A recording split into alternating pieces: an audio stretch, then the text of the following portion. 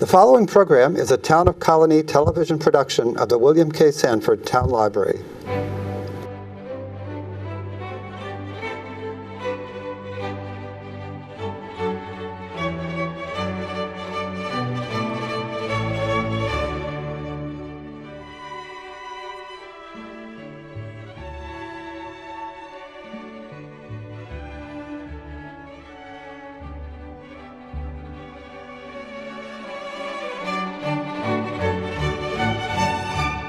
The Emergent Agriculture is a book about as the man up there said, it's a book about some big changes that are happening in our food production system right now. At least that's the way I interpret it. It's also a book about transformation that I went through in my life from a research ecologist and professor for the past 16 years at SUNY, but before that at the University of South Carolina and at a small oceanographic center, the Nova Southeastern University Oceanographic Center, whose dean happened to be the guy who developed the current model of El Nino. So he's a brilliant man, and we did a lot of research together. But it was a transformation in my life from being a research ecologist to being a farmer and converging that context of research and teaching with the context of producing food. And it's interesting to view the world from those two vantage points. So what I've done with the Emergent Agriculture is I tell stories, because I've learned that if I just lecture to my students, they'll learn things for the test, and they'll spit them out back to me at the test, and then 10 minutes later they've forgotten what I've taught them. But if I tell them a lot of great stories about great people, and sometimes experiences that I've had, they remember that forever. For instance, I once told them, I was teaching evolution, and there's an equation that you use to tell if a population is changing.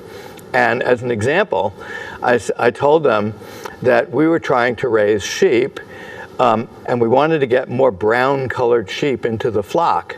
So we mated our sheep appropriately, and we started getting brown sheep, and then one lamb was born, Kevin, and Kevin was white, and he screwed up the ratios. So we ate him. And 4 years later, my students were still coming up to me and saying, "Why did you have to eat Kevin?" You know, and because he screwed up the ratios. But the people in this picture are all people that I'll be talking about or I talk about in the book and tell stories about. Smart people, great inspirations. When you walk out of here, you'll probably all quit whatever you're doing and become farmers. So in our food system, we make two assumptions. The first assumption we make is that our food is safe, right? You can go to a store, buy eggs, buy meat, buy vegetables, and you can eat them and not get sick. And the second assumption we make is that food is a commodity. A commodity is something that's produced the same way everywhere.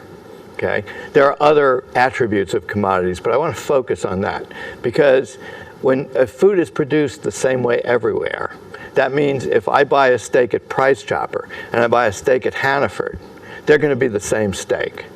And if you buy a steak from me, it's going to be the same steak. And so therefore, whoever's selling that steak for the lowest price, that's the best deal, because it's the same steak, right? I'm going to try to tell you that those two assumptions are very, very bad. First of all, if we just look at a little bit of data, and there's pages and pages of data, but if we just look at a little bit of data, we find that on average, about 48 million people report foodborne illnesses per year.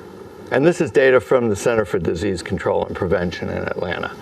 One organism, E. coli 0157H7, so one clone of one organism, which is a bacterium, causes 176,000 cases of stomach and enteric pathology a year, resulting in over 2,000 hospitalizations and an average of 71 deaths per year. Does that sound like a safe food system? Okay. Not to me. I think we can do better. Okay. And if we look at cows raised in the industrial system, where these animals are actually being forklifted into a packing plant, into a slaughterhouse.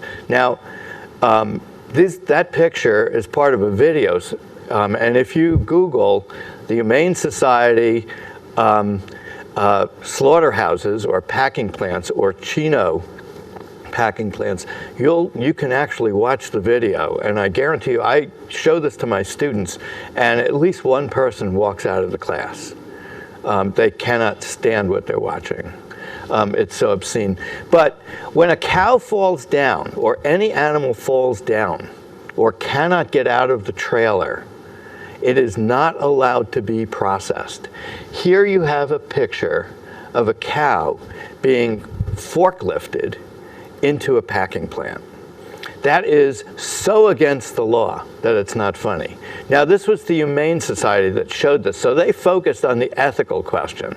Is it humane to treat animals like this? And of course it's not. But there's more than that, because when an animal falls down and can't get up, that is usually the first sign that the animal has neuropathy, neural disorder. And the neuropathy that we're most concerned about these days is bovine spongiform encephalopathy, also known as mad cow disease. That does transfer to humans. It is in the human population already. It can take 8 years to express itself, but it's here. And that's why this is so illegal. Yes, sir? How come they can sell chickens and they can't even walk? That's a different process. That's why.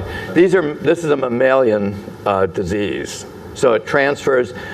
Sheep can get it, and it's called scrapie. Cattle can get it, and it's called mad cow. Humans can get it, and it's called Kruskel-Wallis-Yakov disease. And when I was taking that picture, there had been a man, an 80-something-year-old man in Massachusetts on Cape Cod, who had died of Kruskel-Wallis-Yakov disease. You said that if an animal can't walk into the... Right. Well, first of all, chickens don't walk into the slaughterhouse. I can explain how that's done. They can't walk. But what's that? They can't walk. Yeah, they can walk. Oh, the industrial chickens? Yeah. They can walk. We know that's not a neuropathy. What was happening there is that we've put so much pressure on the front end of that chicken that the animal can't handle its weight. And I'll explain later, if you like, how we do our chickens, because I happen to like the taste of that chicken. It's low in fat and high in meat, but we call it Franken chickens. Okay, and so the way that you deal with the Franken chicken is we feed them non-GMO grain, and my wife is right here to verify everything I'm saying. We feed them. They go outside when they're 3 weeks old. In fact, tomorrow we have 50 chickens going outside. Once they have their adult feathers on their heads, they're smart enough not to walk into the electric fence. Okay, and at that point, they go outside, they eat non-GMO grain that's produced in Likers, New York, 20 minutes away from here. 40 minutes away from here? Yeah.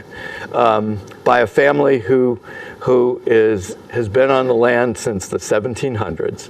And those chickens, when they stop being able to walk, that's when we have them processed. When they can't move around like chickens, that's when we have them processed.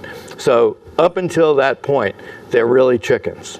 And when we see them, and when you do that, what happens when you feed them the food we're feeding them outdoors, on pasture, moved every single day, you'll get a 3 to 5 pound chicken. That's what it looks like. I mean, these pigs can't even lie down. There is not enough room for them to lie down. How do we call ourselves human beings and have a food system like that? 10,000 cattle on a feedlot. The product, one of the products besides meat that cows produce is manure, which for thousands of years was fertilizing the crops that people were eating. There was no such thing as E. coli 0157H7. It was it was created in the feedlot. Okay, and so, as Michael Pollan says, we've taken this beautiful system where the animal produces the fertilizer that produces our crops, which the animal then eats the leftovers from the crops and produces the fertilizer. You see, it's a perfect cycle. Now we've taken and separated the crops and the animals, and we've got two great big problems. Over-fertilization of our crops, which is ruining our water supplies, and animals that are producing one of a deadly bacteria, among other things, and full of hormones. Okay. And the only way we can manage these huge monocultures that we produce one species, nature hates a monoculture, nature will destroy monocultures, is to just pour pesticides onto them and pour fertilizers onto them. It's just an abhorrent system. And the average meal in the United States travels 1,400 miles on average from farm to fork. Okay. Why do we have to do that? This is why.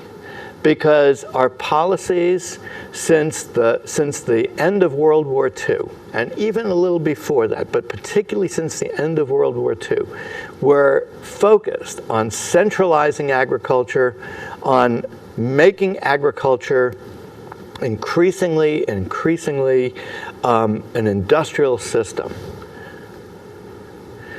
This is, his name has slipped my mind, but he created the Green Revolution. Okay. He created the Green Revolution. He won the Nobel Prize for creating the Green Revolution, which fed 1 billion people. It prevented 1 billion people around the world from starving to death, but only at the expense of huge amounts of fossil fuels and water. And today we wonder, the questions have been raised, has the Green Revolution really been productive? Has it really been helpful? Again, the fossil fuels that have been used, and the fossil fuels just even for pesticide production, has been amazing. We used to be, bacteria used to be the #1 nitrogen-fixing organism on the planet, taking nitrogen out of the atmosphere and putting it into the ground. That was what bacteria can do. Today, using a process that was designed to produce gunpowder, actually, we humans are the #1 nitrogen fixer on the planet. We're taking so much nitrogen out of the air and putting it onto the planet that the Ecological Society of America says that this is basically destroying many of our ecosystems. Nitrogen should be scarce in the environment, and today it's overwhelmingly abundant. And so people like this used to be the decision makers. They were the ones who designed our food system. They were the ones who were on the ground, in the soil. They knew what they were. They knew their products. They knew the grains. They knew the context of the soil. They understood the cycle of life, that plants produce animals, that animals produce plants. They understood those things. Agriculture was integrated. Today, decisions about our food are made in boardrooms, and by scientists. And I'm a scientist, and I can tell you I know many scientists who are fooling around with genetic modification of things and creating new organisms. And they're wonderful scientists. But when somebody says to me, we can create meat in the laboratory, therefore we don't need to produce meat, we don't need to grow animals to produce our meat anymore, what they're saying is, I don't understand the cycle of life. Because the cycle of life starts it with dirt, and then grass, and then animals, and then dirt. And it's all driven by bacteria and fungi. And if you shortcut that process, you are destroying the cycle of life. And to me, that is extremely dangerous. And the mechanization and the monoculturization of agriculture that can only be fed by massive amounts of energy that we don't have anymore, and massive amounts of water, is totally unsustainable. And it ends with people like this. And if you went to school, to an agricultural college between 1950 and 1978, you were actually taught that it was a sign of progress to lose your family's farm. And the guy who wrote the foreword to the Emergent Agriculture, John Eichert, is an agricultural economist who actually was there as this was happening. And he was actually an extension agent for the University of Georgia. And he said, I realized that I was teaching people how to go out of business, and I couldn't do that anymore. And so he quit extension, where extension is part of the land-grant college system, where they hire people like economists to teach farmers how to farm correctly. And he realized he was teaching farmers how to go out of business or put their neighbors out of business. And so he quit extension. He became an economist for the University of Missouri for 40 years, arguing against this industrialization of our agricultural system. On top of the human damage and the reorganization of agriculture, as you would guess, agriculture has turned into a system that separates itself from nature, considers nature the enemy. And so this is data from the Netherlands, where they're actually showing a 44% decrease in the number of bird species that commonly lived on farmland ecosystems. But as agriculture intensified in Europe, we've lost those bird species. And that's nothing that we haven't seen in this country as well. In fact, I have a student who's doing a master's degree on how to graze animals properly so that you don't lose bird species. In fact, that you can increase bird species on the land. And agriculture is a major source, at least globally, of greenhouse gases. And this is something that I'd like to just point out. In the United States, we produce about 8% of the greenhouse gases that we produce in the U.S. are produced by agriculture. But globally, that number is between 30 and 50%. And the reason is because in this country, we are not deforesting the rainforest. But if you go to Brazil and other parts of South America, you'll find that the rainforest is being burned down at a horrendous rate to make room for soy plantations and to graze animals. Completely inconsistent with a sustainable system. That together with the fact that our human population is reaching sort of a ceiling. We are at about 7.5 billion people on the planet right now. We believe, ecologists believe, that the planet, the carrying capacity or the ability of the planet to support our species is at about 9 billion people. Okay, so we're brushing up against the carrying capacity of the planet. And that has led organizations and researchers, FAO is the Food and Agriculture Organization of the United Nations, to estimate what our food supply is going to be like in 2050, which is just a number, or a year. But if we look at our current production and the demand in 2050, bottom line is that we're going to be about 3.5 billion tons a year short of grains and meat to feed global population. And that's not considering the effects of climate change, nor is it affecting, considering the fact that certain countries like China are now increasing their consumption of meat at a very high rate.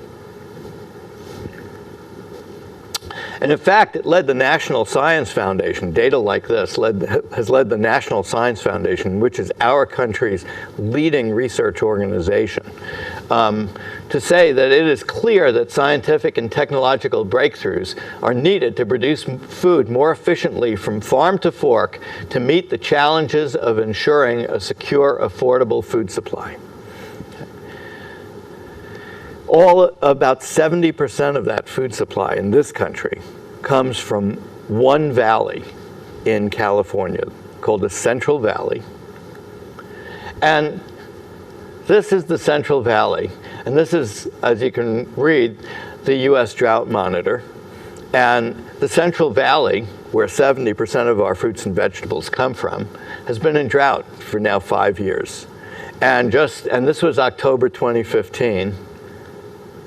That led the U.S. Department of Agriculture, who designed this system, by the way, this food system, to say it's important to develop innovative management strategies for livestock crops and critical underlying resources that are more sustainable than current strategies.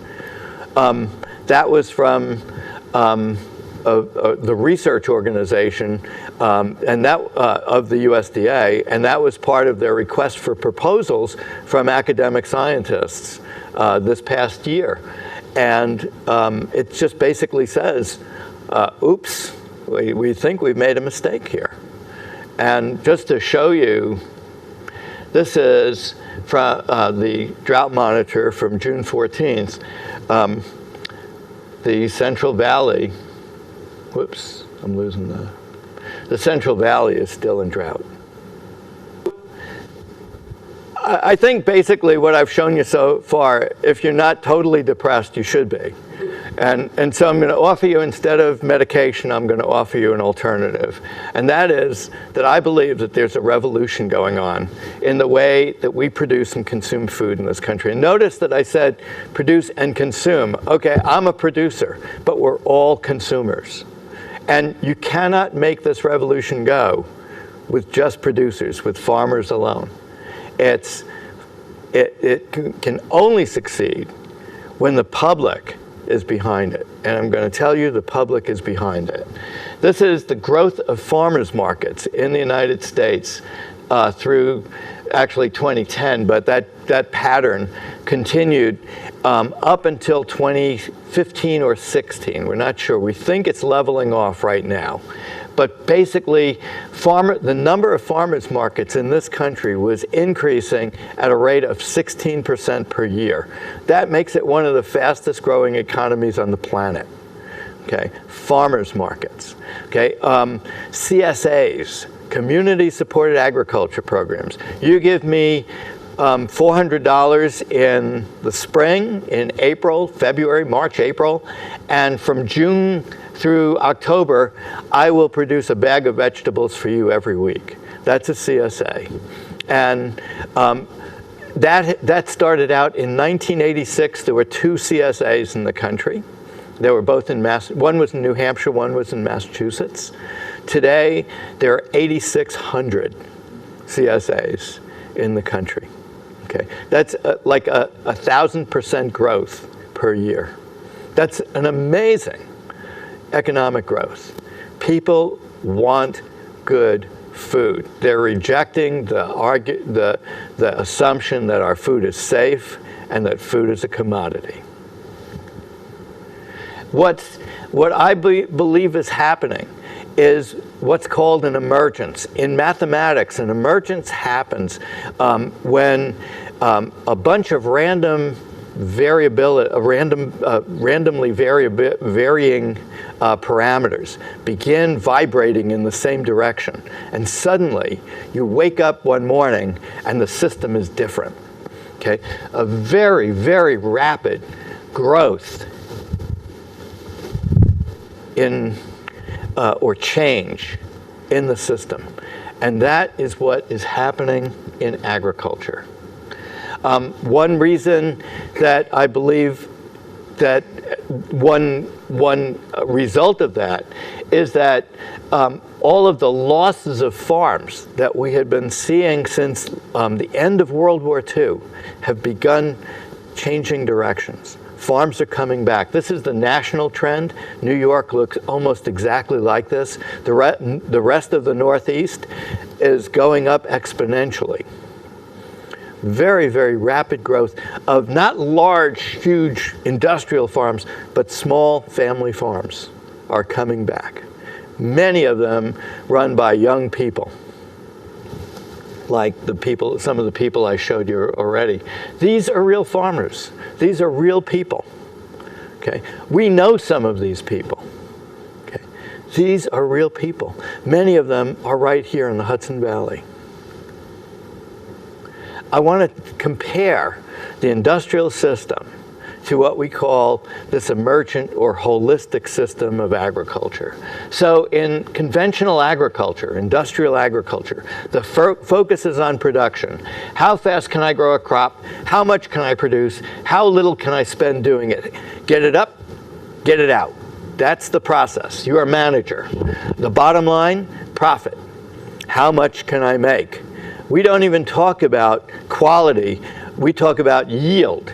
How many bushels of corn can I produce? Not how good is my corn, just how much can I get up, how quickly can I get it out, okay? We're scaled locally. I'm sending apples to China. China is sending apples to the United States. Who cares about apples coming from China?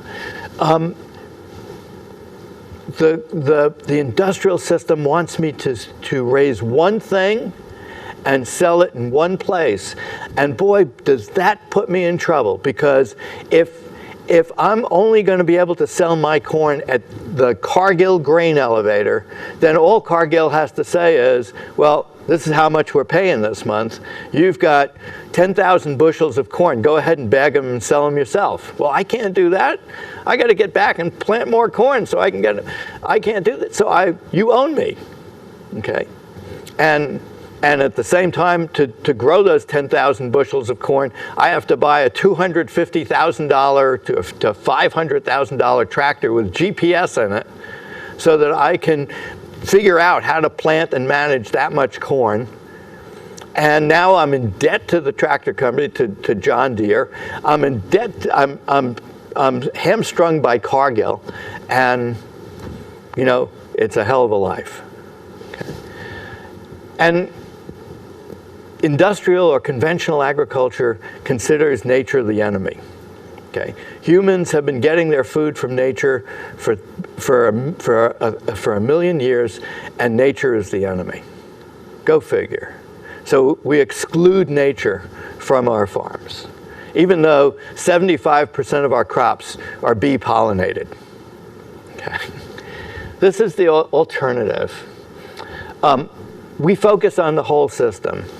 When Pam and I began to farm, we didn't ask how much can we make, how fast can we grow it. We asked, what do we want our farm to be? What's the healthiest system? We began farming to restore our land. Isn't that weird to hear farm and restore the land? We always think of farming as destroying the land. Farm to restore the land. And believe me, that's what we're doing. We don't have a single bottom line. We have three bottom lines. We are stewards of the environment. We have the right to be economically viable, to make a living doing what we're doing. But we will be ethical on the farm and in the marketplace. And that's our promise. We are scaled locally. I will never sell anything in China, ever, I promise you. But I will sell, I sell my bread at Del Mar Market. And what time did we sell out this weekend? The market opened at 9. 9. Okay. We were actually completely sold out by 10 o'clock. Usually it takes till 11. Okay. Why? Because we produce good bread, and we only sell it to the people in Del Mar, or to our neighbors in Knox, or to you. But we'll never sell it in China. We'll never sell it in New York City. Okay. We are locally scaled. We diversify. We produce, and you'll see this in a little while, we produce lamb, sheep. If somebody wants to buy a sheep from me, fine. We produce wool, which we make into blankets, which we make into scarves, which we make into dryer balls, which we make into Christmas ornaments. We produce eggs. We produce meat chickens. We produce ethically. We produce bread. We produce hides. We are not bound by one product. And therefore, if one product, and I'll show you, one product isn't doing so well, but our other products are doing really well. Yes, sir? Sounds like you're an organic farmer. Nope. No. We're not organic, but we don't, the reason we're not organic is we just don't want to go through the process. We're doing fine without it. If we had to, we could. The only thing we put on our land, this year I put a little lime, and everything else that goes on our land has come through the barn. Okay, so nothing, no chemicals ever, other than a little lime to bring my pH up a little bit, because I was getting a little low pH. We had a hard winter last year, or a hard summer last year, actually. Oh, I'm sorry, and there was one other thing. We don't exclude wildlife. In fact, we consider wildlife part of the process. So I bring my sheep off the pasture at night back to the barn, and the coyotes take care of the rats and the vermin. We have only once been attacked by coyotes, and those were, I think, young coyotes coming out of the den. They're basically teenagers. They're always hungry. They're probably drinking heavily, and they didn't know to follow the rules. So the coyotes know that we own the land during the day, they own the land at night. They're not stupid. They understand this, I'm pretty sure. In 16 years, I've only shot one coyote, and that was really threatening, and we think it might have been a hybrid between a dog and a coyote, and it was having some problems making some problems around the neighborhood. But that's it. That's it. We've never had a problem. And one night, we had all of our meat chickens sitting outside. On the other side of the hedgerow, there were all the coyotes in the world. You could hear them screaming all night long, and I said to Pam, we're not going to have any chickens left in the morning. And not a feather was touched in the morning. Okay? So we haven't really, and Pam is going to kill me for saying this, because every time I say it, we have a problem. But we haven't had a problem with predators. Okay? We did have a fox that made a mess one day, but you know, they don't always read the book. So the question is, can this little small-scale local agricultural alternative be a real alternative to industrial food production? Well, you know, there are many ways of asking that question, but first you have to sort of define what you mean by local. A couple of authors, Alyssa Smith and J.B. McKinnon, wrote a book where they took a year and tried to find food locally. And they found the only place that they could find it, you couldn't find that at the grocery store. They could not make a human diet from what they got at the grocery store. But they could if they only visited farmers markets. They could get a human diet. That's not including chocolate. Okay, but you could get chocolates that were made locally, even though they weren't. And we go through this too, because our bread, you know, our wheat comes from the Midwest, but most of it. Some of it we actually grow ourselves. But the wheat comes from the Midwest, but we make the bread in our house. when you're at an institutional level, the Association for the Advancement of Sustainability in Higher Education, or ASHE, defines local as anything within 250 miles of that institution. Okay, and that kind of makes sense, because if I was to take one of my breads and put it in a truck and drive, in about a day, I could get about 250 miles, and so. You know, and within a day, if I sold that bread when I stopped the truck, I would be selling fresh bread by the French definition of fresh bread. For me, what defines local is when the person can take the product out of the hand of the person that produced it. Because what local really means to me is the ability to ask questions. Okay, and anybody who's visited our tent at the Del Mar Farmers Market knows that they'll never get out of there in less than 15 minutes. People come in and try to run away, and I come running after them, telling them about the bread. So it's just it's a way to determine where your food really comes from, to be able to question the farmer, to even say to the farmer, many people do this. We have over 200 people visiting our farm every year. Can I come to your farm and see what you're doing? And the answer is always yes. Okay. Food transported long distances, we know this. Food transported long distances loses many nutritious chemicals. When we put food even in a refrigerated truck and truck it for a few days, and then it sits in a distributor's warehouse, and then it sits on a grocery shelf for up to a week, it's still considered fresh. But tell me, what do you think is fresher? That or the stuff that you get at a farmer's market from the guy with dirty knees because at 5:30 in the morning he was out picking those vegetables? I mean, there's a reason why chefs at five-star restaurants, who are very busy people, will take the time to go down to a farmer's market to pick out the food that they're going to be serving in their restaurant tonight. And beyond that, there are these cultural values that you get from the local food system. When you go to Del Mar Farmers Market, what you find is that there are clusters of people who are just hanging around talking to each other. People, it's a public forum, it's a public gathering place. People come in after riding their bicycles or running races, or they come in strollers, they come in walkers, they come in wheelchairs, they come in every shape and form to visit the farmers market. And it's a social event every Saturday. And not just mine, this is just typical of farmers markets. When we think about it, people, can we raise food locally on a small scale? That's how we've fed each other for 10,000 years, okay? That's why there are governments and armies, because agriculture, local agriculture, allowed societies, civilizations to occur.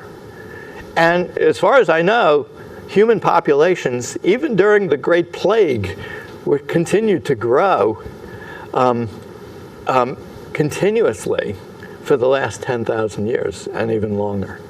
So there's no argument that you can make that says we can't grow food locally, because we have been growing food locally for 10,000 years, or I guess 8,000 years. And in the United States, this is just something published recently by Zumker and Campbell. Andrew Zumker is a graduate student at UC Santa Cruz, and Elliot Campbell is his major professor. And what they've done is they ask how much of the United States, the US population, can we feed with a food shed, that is where our food comes from, within 100 miles, 200 miles, 300 miles. And what we find is that if our food shed is like 50 miles, if all of our food is coming from about 50 miles away, we are not going to be able to feed more than half of our population. But if all of our food is coming from, well, let's say 100 miles, we can feed 80% of the people in the United States from food that comes from within 100 miles. And if we use the ASHI definition of what local is, we can, here we go, of 250 miles, we can easily feed everybody in the United States a human diet locally. That is not including chocolate. And this is just something I produced, and one of my students presented this past April at the Northeast Natural History Conference. But I was able to show that currently we produce enough pasture-raised beef and lamb in the Northeast to feed 78% of the people in the Northeast.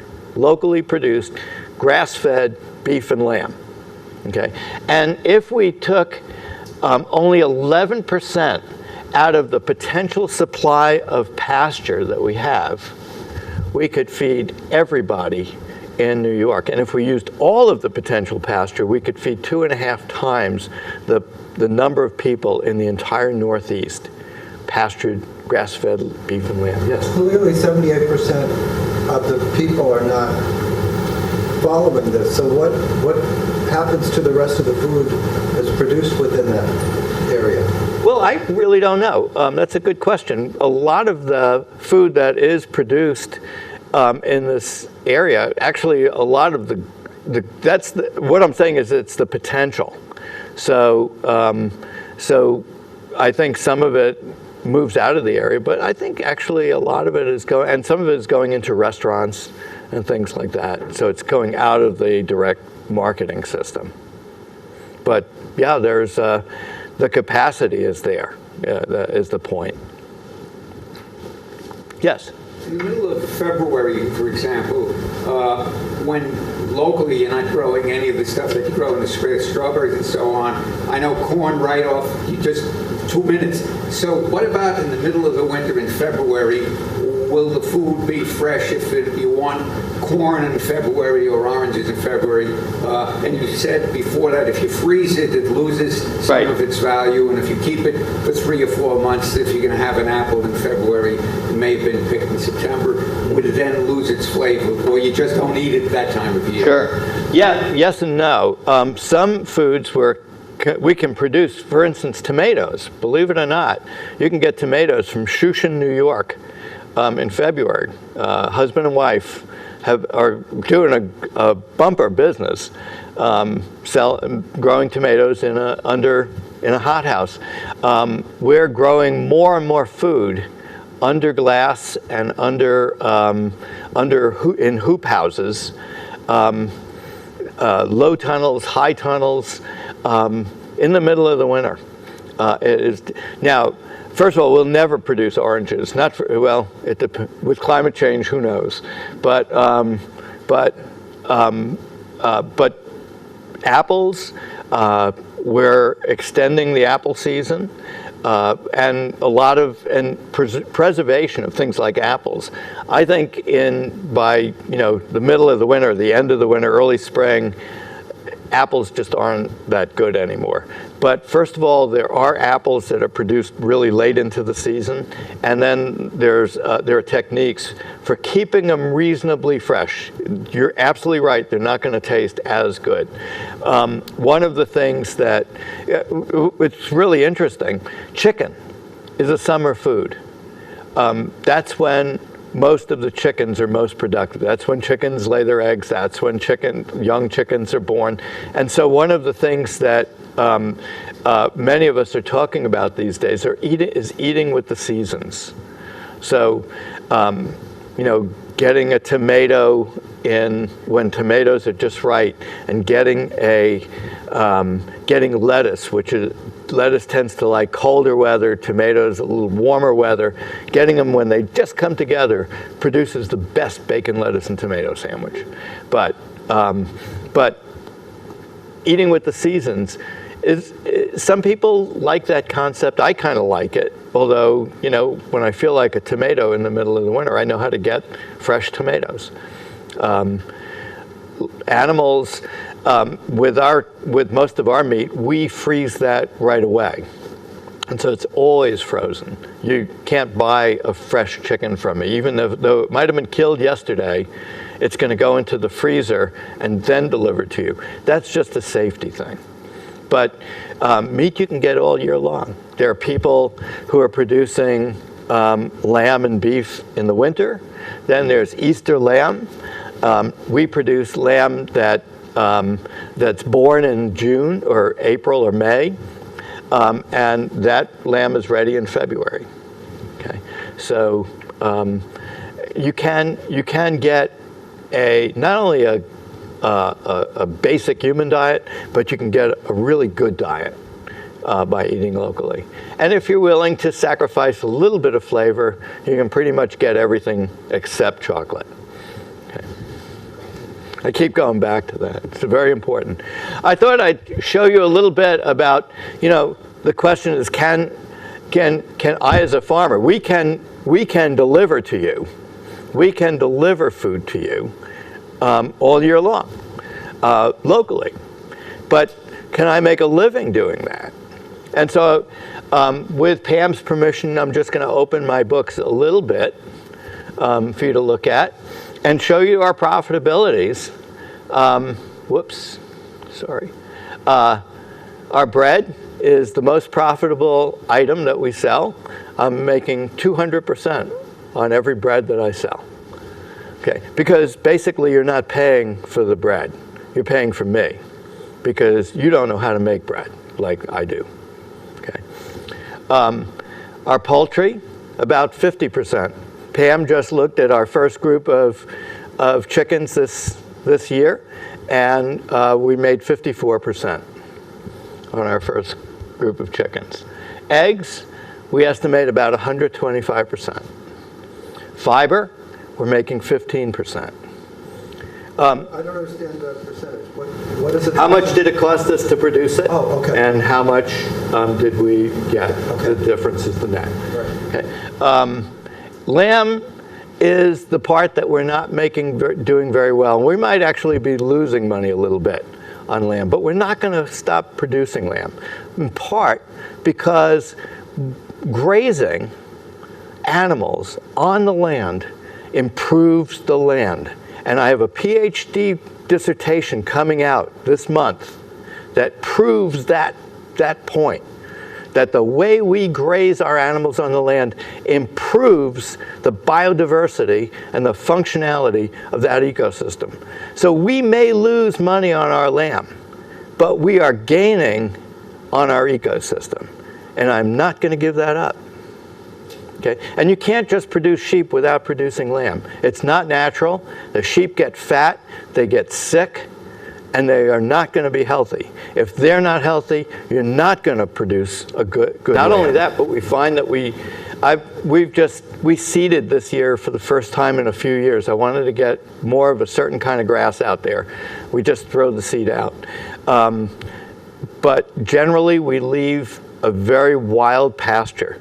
One of my students who's now at Cornell Veterinary Medical School embarrassed me by showing me that by sheep grazing on wild pasture was doing better than my sheep, which had been grazed on a very hard intensively managed pasture.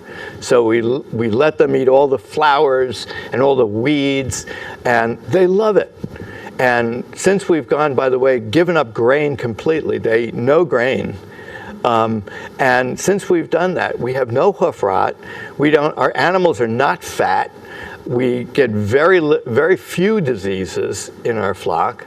We had our first case of mastitis this year in 10 years. So it really is a good system. And this allows us to be part-time farmers. Okay, so I have a full-time job. That means I have an income stream. And I took the slide out, but there is an emerging movement globally. It's called the peasantry movement. I never thought of myself as a peasant, but small-scale agriculture is coming back in a big way globally. And what they find is that you have to have some outside income to make it work on a small scale. So if you wanted to go to a medium scale, 100 to 500 acres, you can make it without having that outside income.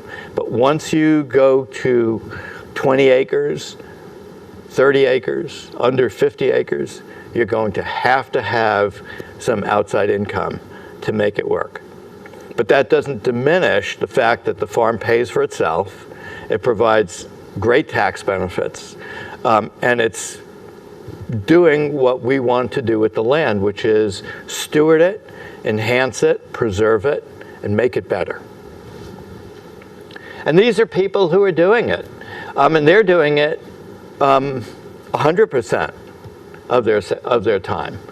Every single one of these people is a grass farmer, or an organic vegetable farmer, or a biodynamic, which is like organic on steroids. They do not use anything on their land except what they produce on their land.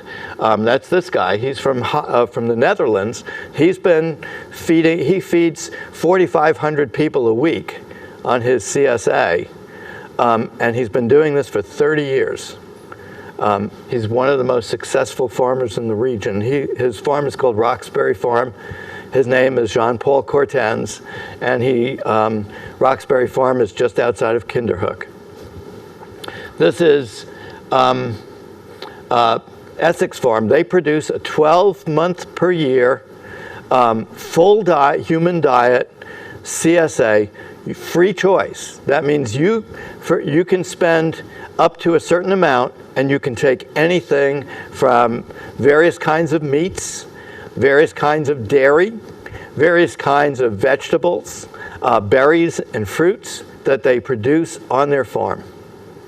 Okay, 12 months a year, and they are just across the lake, Lake Champlain from Vermont in Essex County, New York.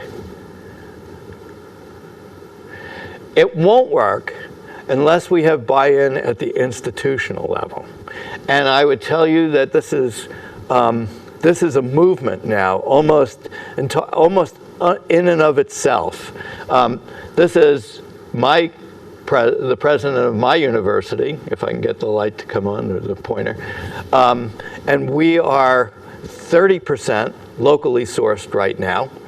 That means, according to the ASHI definition, we are making every effort to make our students and their parents aware of how important it is to be locally sourced. And I'll just show you a little bit about what that means.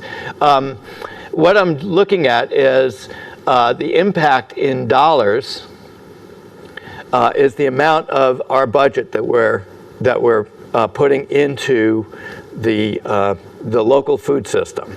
And the economic multiplier means that for every dollar that a farmer receives, they tend to spend $3 in the market. Okay, so the economic multiplier varies with who's doing the estimation, from about 2 to about 5. So I used 3 to give you a sense of what that means. So in 2005, we were getting 5% of our food locally at the University at Albany, and we're doing about $1 million in economic development in the state. In 2015, we're doing 30% locally, and we're putting $10 million into the state's economy. We're hoping that by 2020, we will be 50% locally sourced, which will mean that we'll be putting almost $14 million a year into the local economy.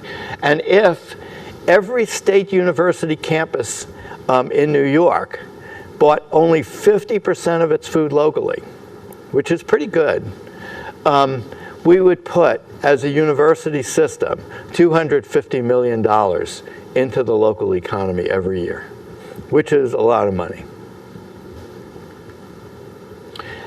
And it's not just universities. Rikers Island actually has a program where inmates are allowed to learn how to garden.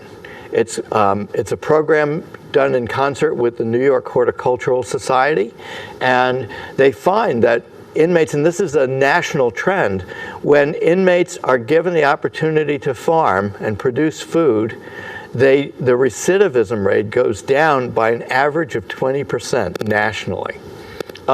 Children are growing food.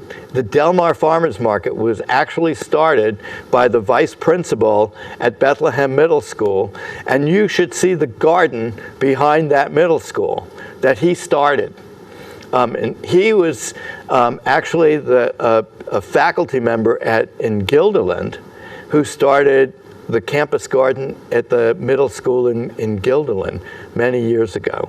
And I'm proud to say he was a graduate of the biology department at UAlbany. And by the way, we have a campus garden at the University at Albany. And we're small, but we're actually producing enough food to sell a little bit to the food service and a little bit to the Interfaith Center, which has a harvest festival every year with food grown on our campus. And the inner cities have blossomed. I have a friend who has 3 acres of gardens on 2 roofs in Brooklyn. Well, actually one in Astoria. And it's called the Brooklyn Grange. And his name is Ben Flanner. And he's about 30 years old. And he sells his vegetables like on the ground floor. His transportation network is an elevator, and he's doing great. But people like this guy are teaching the people of the inner city how to grow food. He's actually growing fish, and what he does is he uses the waste from the fish, he cycles it through his greenhouse, and it fertilizes his vegetables. And then the water that comes out of there is crystal clear. It goes back into the fish pool. And what a beautiful system on 3 acres in downtown Milwaukee. This, by the way, is the Produce Project in Troy, New York. These are kids who, let's say, have social problems. There are some that the Produce Project comes to our farmers market. You can always tell the kids from the Produce Project because they have purple hair and like 16 things in their tongue. But these kids, they come from very, very challenged families in the inner city of Troy. And they can go to work in the Produce Project, and they learn how to grow food. They get a share of the food for their family, and they learn how to prepare it, because one of the problems with poor people is they may have food, but what do you do with lettuce? They've never had fresh lettuce. So you learn how to prepare lettuce and radishes and what to do with these things. And they're heroes in their families. And then the excess, and there is a lot of excess, is sold at farmers markets. So they're learning entrepreneurship and how to be business people. And they are very good at it. And so it's wonderful to see. And so not only do we produce food, but we're producing dignity. And so let me just sort of sum up here and say that, the dominant food system in this country simply is not sustainable. But I hope I've convinced you that a new system is emerging, and that food system places value on food quality and safety, on craftsmanship and ethical behavior on the farm and in the market. Will it replace the current system? 90% of our food still comes from that industrial system. I don't know. But it seems to be working both on the farm and in the marketplace. And around the country, people and institutions are looking for food produced sustainably, both in their communities and in their regions. And around the country, people are participating in their food system, and some are even growing food themselves. And so I believe it is emergent.